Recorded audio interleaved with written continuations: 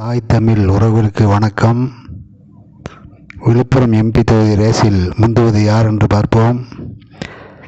திண்டிவனம் பாராளுமன்ற தொகுதி மறுசீரமைப்பு பிறகு விழுப்புரம் தனித்தொகுதி என பெயர் மாற்றம் செய்யப்பட்டது. அதன் பிறகு நடக்கும் 4வது தேர்தல் இந்த தேர்தல்.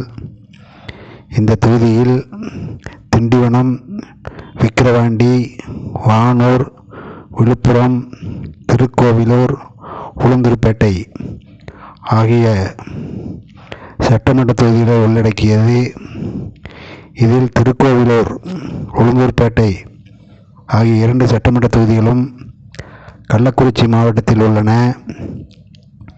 இந்த பாராளுமன்ற தொகுதியில் ஆளும் கட்சியான திமுகவில் 2 மாவட்ட செயலாளர்கள், விழுப்புரம் வடக்கு மாவட்ட செயலாளர் அமைச்சர் செஞ்சி மஸ்தான், தெற்கு மாவட்ட செயலாளர் விக்கிரவாண்டி எம்எல்ஏ புகழேந்தி, இவர்கள் இருவரின் பரிந்துரைப்படி தலைமை வேட்பாளரை தேர்வு செய்யுமா அல்லது பொன்முடி பரிந்துரையை ஏற்குமா என்ற கேள்விக்குறி ஒரு பக்கம் இருந்துதான் வருகிறது.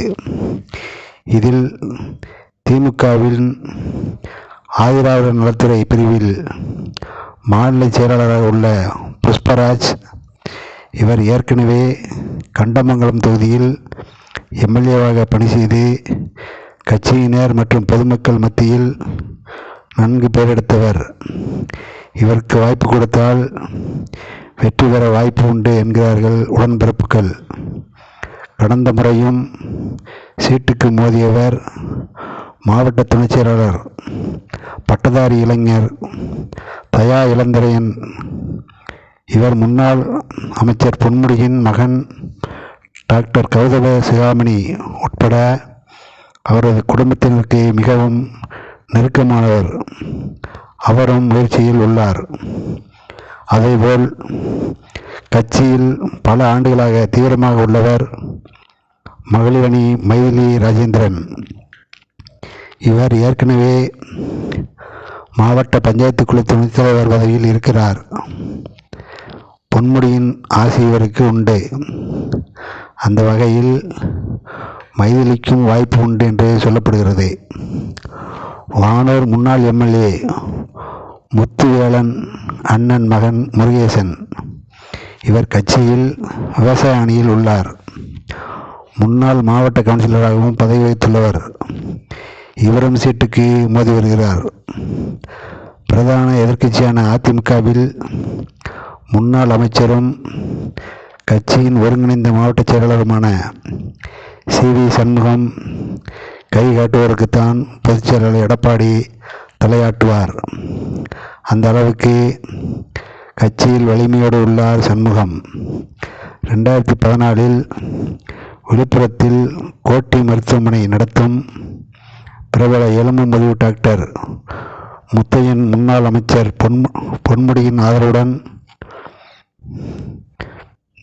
திமுக வேட்பாளராக போட்டியிட்டு தோல்வியை தழுவினார்.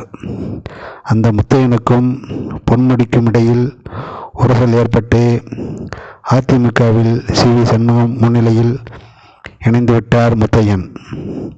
அது முதல் சண்முகத்துடன் மிகவும் நெருக்கமாக இருந்து வருகிறார். அதிமுக சார்பில் போட்டியிட்டு எம்பியாக வேண்டும் என்ற வைராக்கியத்துடன் டாக்டர் முத்தையன் இருக்கிறார் என்று கூறப்படுகிறது. கட்சியின் உதவியை எதிர்பார்க்காமல் தாராளமாக செலவு செய்யக்கூடிய வகையில் வலிமை உள்ளவர் முத்தையன். அதிமுகவில் நாங்களும் இருக்கிறோம் என்று மேலும் பலர் முட்டி மோதுகிறார்கள்.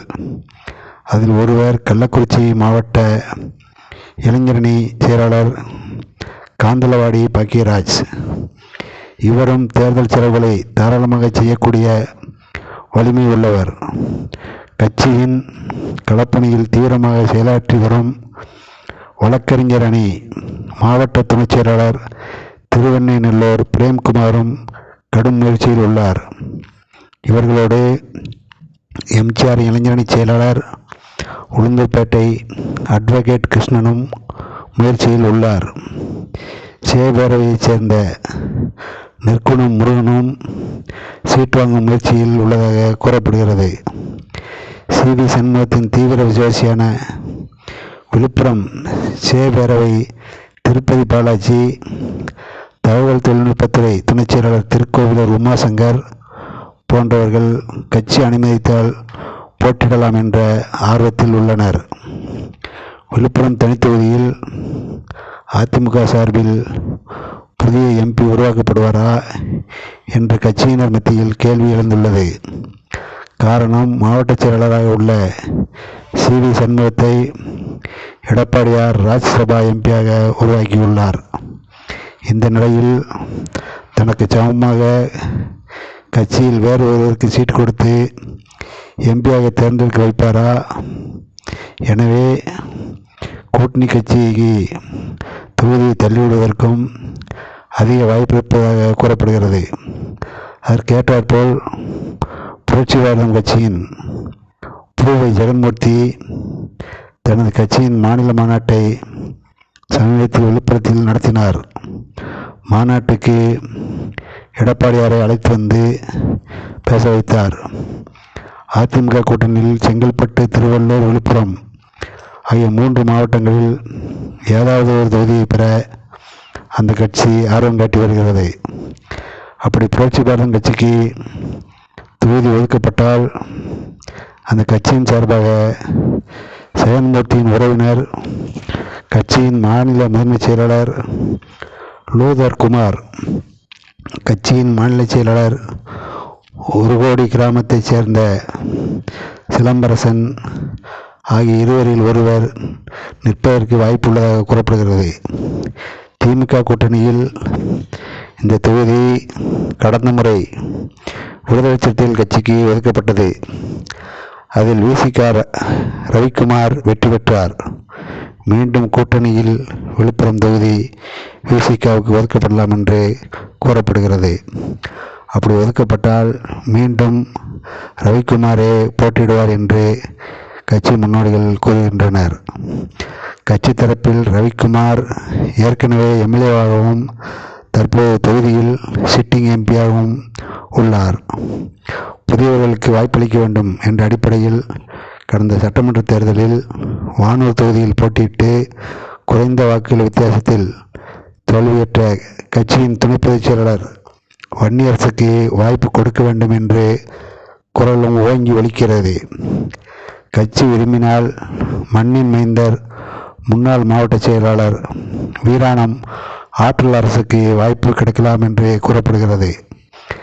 காங்கிரஸ் கட்சியில் தொகுதிக்கு ஒதுக்கப்பட்டால் வலுவான குரல் எழ வாய்ப்பில்லை என்றாலும் நாங்களும் இருக்கிறோம் என்று முட்டி மோதி வருகின்றனர். திமுக கூட்டணியில் சிதம்பரம் தொகுதி மீண்டும் வி.சி.க.வுக்கு ஒதுக்கப்பட்டால், அப்படி ஒதுக்கினால் அதில் அந்த கட்சியின் தலைவர் தற்போது எம்பியாக உள்ள திருமாவளவன் மீண்டும் போட்டியிடுவார் என்று கூறப்படுகிறது. எனவே அந்த தொகுதியைச் சேர்ந்த காங்கிரஸ் கட்சி மாநில துணைத் தலைவர் மணிரத்தினம் இங்கே போட்டியிட வாய்ப்புள்ளதாக கூறப்படுகிறது. அடுத்து உளுந்தூர்பேட்டை அருகே உள்ள காணை கிராமத்தைச் சேர்ந்தவர் பேராசிரியர் சீனிவாசன். இவர் விருத்தாசலம் குளஞ்சியப்பர் அரசு கலைக்கல்லூரியில் பேராசிரியராக பணிபுரிந்து வருகிறார். இவர் கட்சியின் மாநில SC/ST பிரிவைச் சேர்ந்த துணைத் தலைவராக இருக்கிறார். அதேபோல் பாலி கிராமத்தைச் சேர்ந்த வழக்கறிஞர் சுரேஷ் மாநில துணைத் தலைவராக உள்ளார். இவர்களும் சீட்டுக்கு மோதி வருகின்றனர். பாமக சார்பில் கடந்த முறை தொகுதியில் வேட்பாளராக போட்டியிட்டவர் வடிவேல் ராவணன். அவர் மீண்டும் போட்டியிட வாய்ப்பு இருந்தாலும் கல்லூரி நிர்வாகம் சாம்பலை விழுப்புரத்தில் களமிறக்க பாமக தலைமை ஆலோசிப்பதாக கூறப்படுகிறது. அன்புமணியின் மனவோட்டம் எப்படி இருக்குமோ என்று பொறுத்திருந்தான் பார்க்க வேண்டும். நன்றி, வணக்கம்.